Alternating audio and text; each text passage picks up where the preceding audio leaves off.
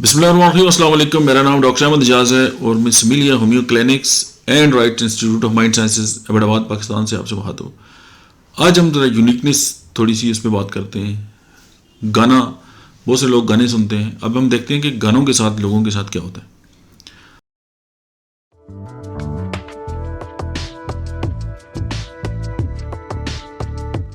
अगर कोई इंसान जो है वो गाना सुनता है, जो गाना स्टार्ट होता है किसी जगह पे भी, और वो रोना शुरू हो जाए, उसके हाथ पाँव जो है वो कांपने शुरू हो जाए और गाने के साथ, यानी सॉन्ग सुनते हैं कोई भी, तो उसकी मेडिसिन जो है वो थूजा ऑक्सीडेंटैलिस होगी। आप थूजा में इसको देख सकते हैं। अगर एक बंदा जो है वो गाने गाए रात के वक्त, बड़ा खुश हो और बड़ा ऊंची आवाज़ में, वरेट्रम एल्बम को आप स्टडी करें, उसके माइंड सिम्टम को देखें, आप हैरान हो जाएंगे कि होम्योपैथी क्या कमाल है। उसके बाद गाना सुनकर उसका खुद भी दिल करे कि वो खुद भी गाए, और लोग होते हैं ना गुनगुनाते रहते हैं। अब देखिए, हर बंदे का दिल नहीं करता गुनगुनाने का। कुछ लोग ऐसे होते हैं कि उनके साथ इस तरह होता है, तो आप और कहेंगे यार व्हाट्स रॉन्ग, उनके साथ ये बात क्या है। आप कहेंगे उनका तो पर्सनैलिटी ट्रेट है, ये ऐसे होता है, सबके साथ ऐसे क्यों नहीं होता, मेजॉरिटी के साथ ऐसे क्यों नहीं होता। इसके पीछे कोई ना कोई बात होती है। होम्योपैथी इसको बहुत ज़बरदस्त तरीके से एड्रेस करती है। क्रॉकस टाइप होम्योपैथी की दवाई है, उसके अंदर ये सिम्टम पाए जाते हैं।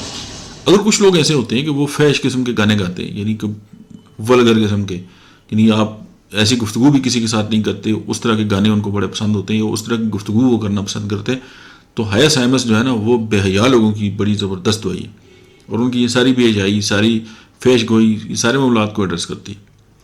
उसके बाद अगर कोई बंदा जो है वो बुखार के वक्त, जैसे होता है ना डिलीरियम हो जाता है, या उसको बुखार के वक्त या बुखार के दौरान जो है ना वो गाना जो है वो गाना स्टार्ट करे, तो स्ट्रामोनियम इसकी मेडिसिन है 30 सैफरडेंसी।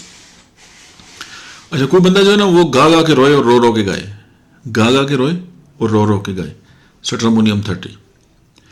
इट्स अ मेंटल स्टेट, और ये भी कोई नॉर्मल स्टेट नहीं होती। ये जो साइकोलॉजी लोग समझते हैं उनको पता है कि ये क्या है।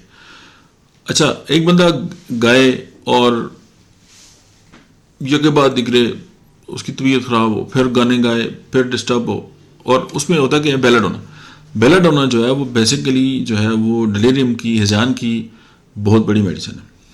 उसके बाद गाना एक सुर में गाए, आवाज़ फट जाए, और ऊंचे सुर में फिर वो गाना स्टार्ट करे, लेकिन आवाज़ फट जाए। अब गाना गाने के साथ आवाज़ फटे, कोई पढ़ने के साथ आवाज़ फटे, किरत करने के साथ आवाज़ फटे, तो आरम ट्राइफिलम होम्योपैथी की बहुत कमाल की मेडिसिन है।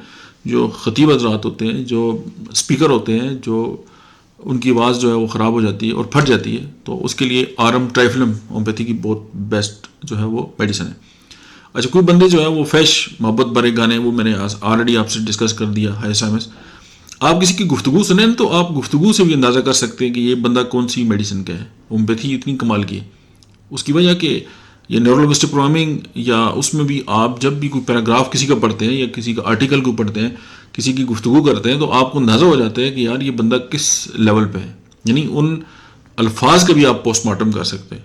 अगर उलमा इकबाल कहते हैं ना कि अहले नज़र ज़ौक़ नज़र खूब है, लेकिन जो शे की हकीकत को ना देखे वो नज़र क्या।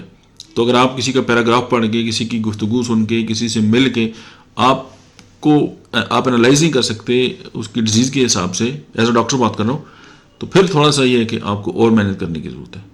Thank you very much.